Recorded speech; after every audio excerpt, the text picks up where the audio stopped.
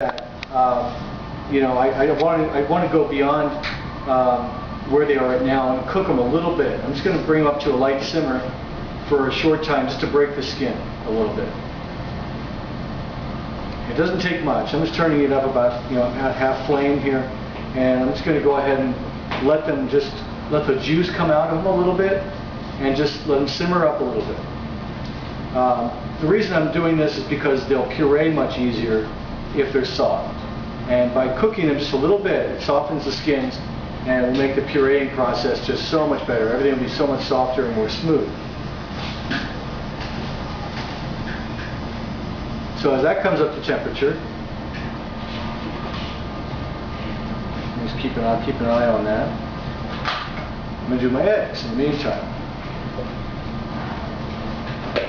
I figure I've got to do these eggs eventually, so let's take care of them now. So we've got 1½ eggs, 1 egg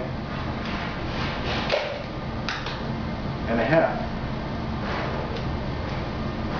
Let's see, about that much. Okay.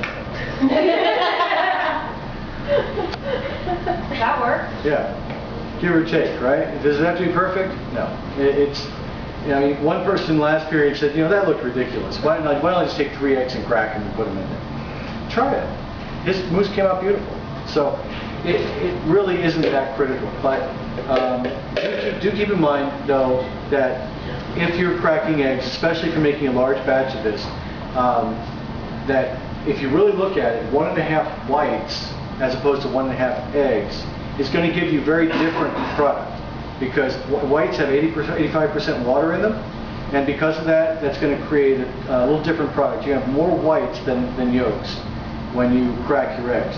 So because of that, if I was doing it, if I was doing large amounts, let's say I was making mousse for large amounts here, I would probably buy my egg whites frozen, buy my egg yolks frozen, do those separately, measure them out by weight. That way I'd be sure they came up to exactly what I want them to be. But for this small amount, we're making about enough for about 1½ quart. I'm not too concerned that it's going to be all that critical. So, blueberries are just simmering a little bit. Turn down that fire a little bit.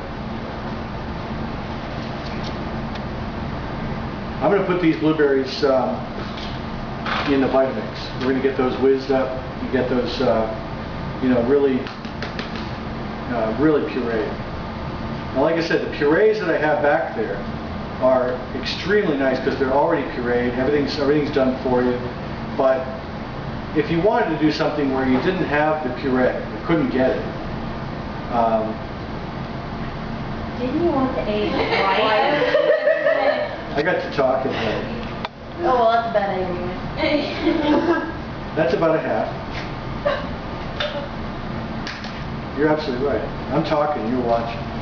So, here we go. Let's get the egg white here. Does it really matter all that much? No, it doesn't. Small little differences there don't make that much of a difference. Small little changes don't make that much of a difference. All right, my blueberries are about ready. These things are just cooked a little bit. You see a lot of juices come out in them. I don't know if you guys can see that in the picture, but there's a lot of juice here. That's going to help them blend, and that's going to help them break apart. Now that they're warmed and they've gotten a chance to cook a little bit, I'll turn that fire off.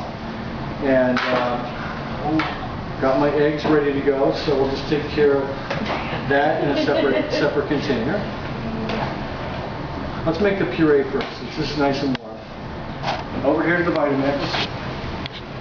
If you're making puree from something from scratch, just use the Vitamix. It's really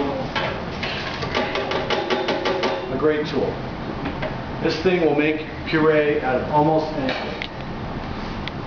I don't know if you've been watching YouTube, but there's a guy on there who does this thing called Will It Blend. He does an iPhone. He throws in like glass marbles. I like the cigarette lighters. The cigarette lighters are pretty dangerous. This thing was about the same strength as his blender, and but because of that, I turn it down to low, make sure it's unvariable. Start off slow, right? You can always go up.